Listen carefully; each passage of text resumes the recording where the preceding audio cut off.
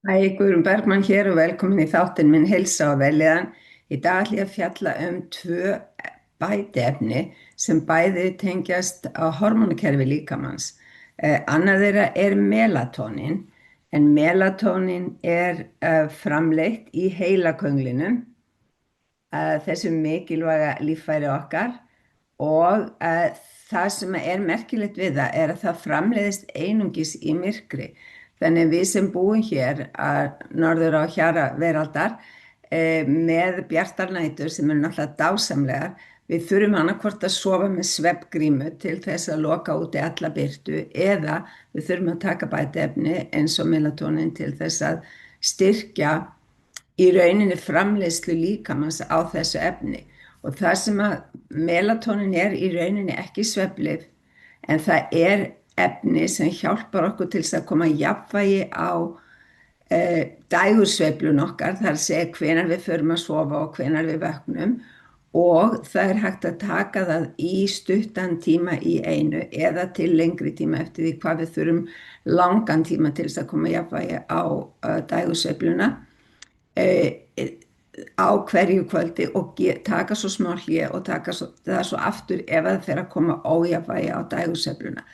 En náttúrulega svefnin snýst dálítið mikið um það að við förum alltaf að sofa á sama tíma og við vöknum alltaf á sama tíma, sama hvort það er virkudagur eða helgi. Þannig að það er ýmislegt fleira sem við getum gert fyrir svefnin heldur en bara að taka melatonin, en þetta ákveðli melatonin sem ég er með hérna frá Life Extension, það er sérstakt að því leyti til að þetta er svona forðatabla sem að losar út efnið á 6 tíma fresti og það er einungis 300 mikrogram í því,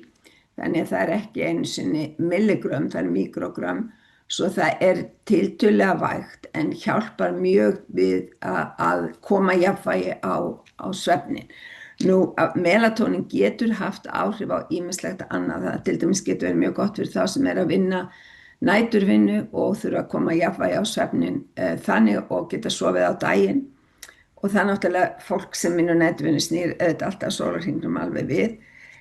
Þetta melatonin er líka andósunarefni og það er talið að geti haft góð áhrif til dæmis á sjónin okkar og augnbotnana okkar og stutt þannig við styrkari, sem sagt, hvað ég segja, styrkari sjón og styrkari augnbotna til lengri tíma litið. Það getur dregið úr bólgum í ákveðnum langvinnandi sjúkdómum út af því það hefur þessi andósandi áhrif, en í rauninni er megin efni sem það sér það er að koma jafnvægi á þessa dægursveiflu hjá okkur. Og hitt bætiefnið sem ég langar til þess að tala um er efni sem ég er viss um að allar konur á tíðahvarfstímabilinu ættu eða eru mjög spenntar fyrir, vegna þess að þetta Menopause 731 frá Life Extension, það hefur áhrif á 11 einkenni tíðahvarfanna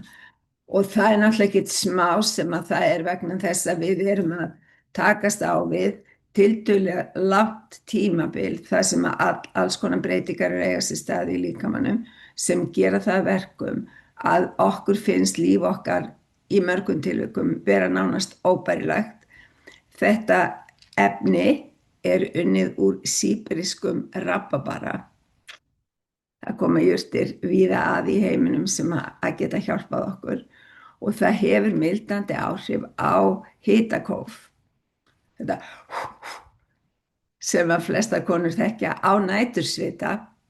á pirring, skapsveiflur, svefntruflanir, þreytu, lið- og vöðvaverki, þurrkilega göngum, heilbrigði þvagfæra og stuðlar að eðlilegur kynlífi hjá okkur á þessum tíma. Ef að svefnin er erfiður þá er náttúrulega líka hægt að taka melatonin. En til þess að þið geti nýtt ykkur sem best þessar upplýsingar sem ég er að setja hérna fram, þá er það líka skriflegar hérna undir myndbandinu, svo og upplýsingar afsláttarkóða sem þið getið notað ef þið viljið kaupa þessi bætiefni en þau fást hjá fyrirtækinu Betri dagar. Takk fyrir í dag.